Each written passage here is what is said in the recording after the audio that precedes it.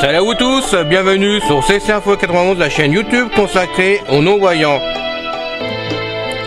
Présenté par Alain Leclerc, avec Pascal Cusson. Musique de notre ami José Licenciato, qui nous l'offre gratuitement la musique, merci à lui.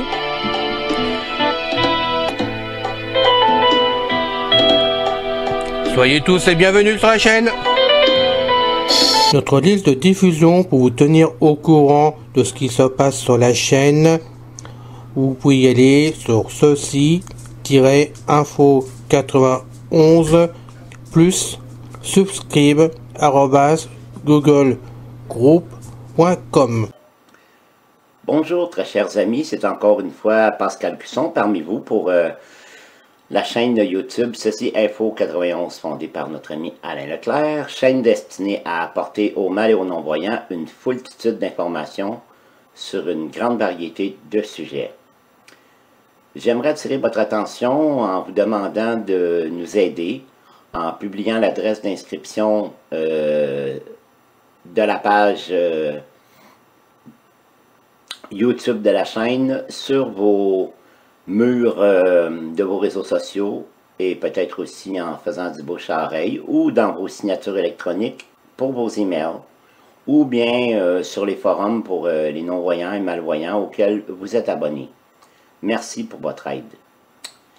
Aujourd'hui, nous poursuivons la biographie de Steve Jobs, le dièse 5, donc le fascicule 5, qui va nous parler aujourd'hui de ses problèmes de santé.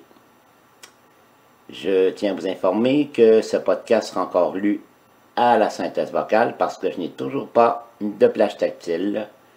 Merci pour votre compréhension et pour votre écoute, malgré ce désagrément. Nous débutons.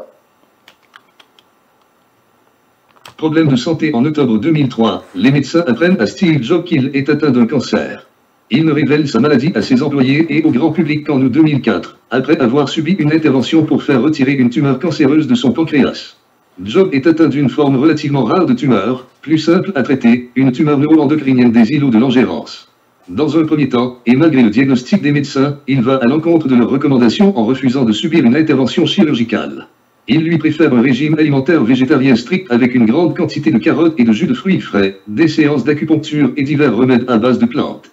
C'est seulement au bout de 9 mois, après que sa femme et ses amis ont tenté de le raisonner et qu'il apprend que la tumeur a encore grossi, qu'il décide de se faire opérer. Il subit alors une opération de Whipple au Stanford University Medical Center le 31 juillet 2004, tandis que Tim Cook le remplace à la tête d'Apple. Dans la foulée, il annonce dans un courriel à ses employés qu'il est guéri, qu'il n'a pas besoin de subir une chimiothérapie ou une radiothérapie et qu'il reprendra le travail en septembre. La vérité est différente, mais elle restera bien cachée. Lors de l'opération, les médecins ont découvert des métastases au foie. Il évoque publiquement cet épisode lors de son discours à l'adresse des étudiants de Stanford le 12 juin 2005. Début août 2006, Steve Jobs est sur la scène de l'annuel Worldwide Developers Conference pour une de ses traditionnelles keynotes. Son extrême minceur, son apparence décharnée et sa présentation inhabituellement apathique, ajoutée à son choix de déléguer une partie importante de cette keynote à ses principaux collaborateurs, alimente un florilège de commentaires dans la presse et sur Internet à propos de son état de santé. Pourtant, selon un article de l'Art Technica Journal, les participants à cette WWDC qui ont rencontré Jobs en personne déclarent qu'il a l'air de bien se porter. Un porte-parole d'Apple souligne pour sa part que la santé de Steve est robuste. 2 ans plus tard, en février 2008, les rumeurs repartent de plus belle après la keynote de Steve Jobs au WWDC 2008. Les responsables d'Apple déclarent qu'il est victime d'un problème courant et qu'il prend des antibiotiques, tandis que l'on conjecture sur son extrême pâleur qui serait due aux conséquences de l'opération de Whipple qu'il a subie. Les rumeurs ne se trompent pas, les médecins constatent que son cancer se propage. Il a par ailleurs de plus en plus de mal à s'alimenter. Mais le secret reste bien gardé. Durant une conférence téléphonique de présentation des revenus d'Apple, en juillet 2008, les participants doivent répondre à une série de questions tournant autour de la santé de leur patron et insistent sur le fait qu'il s'agit d'une affaire privée. Le New York Times publie à ce moment un article qui conclut que le cancer de Jobs n'a pas connu de récurrence.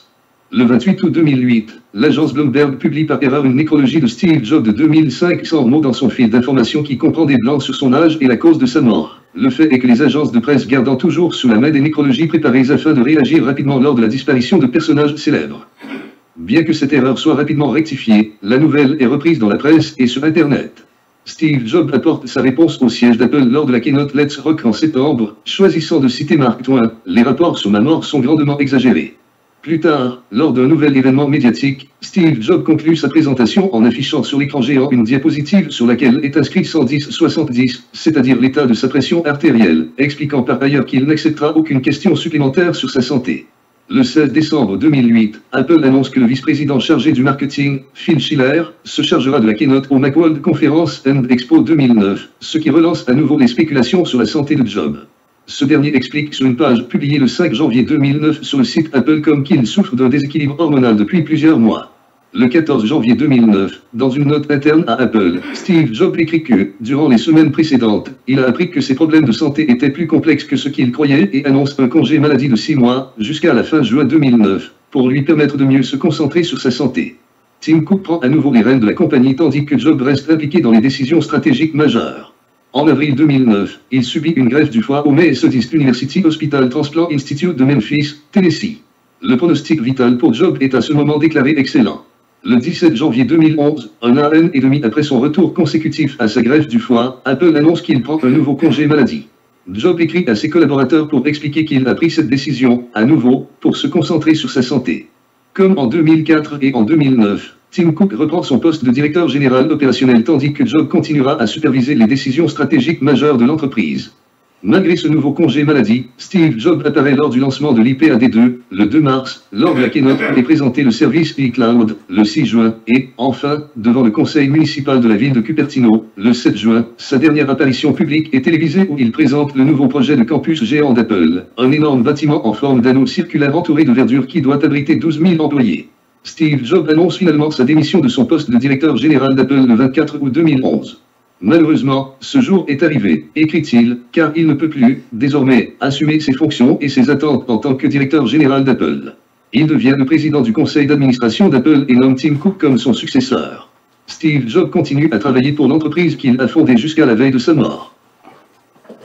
Voilà, chers amis, fin de ce podcast. J'espère qu'il vous a plu, même s'il a été lu à la synthèse vocale. Jusqu'à la prochaine fois, prenez bien soin de vous. Bye bye. Ciao. C'est fini les amis. Merci d'être passé sur la chaîne. Je vous dis à bientôt avec Pascal. Pensez à vous abonner, c'est important pour nous. Pensez à venir sur notre forum, c'est aussi important pour nous. Bye bye les filles. Salut les gars. À bientôt.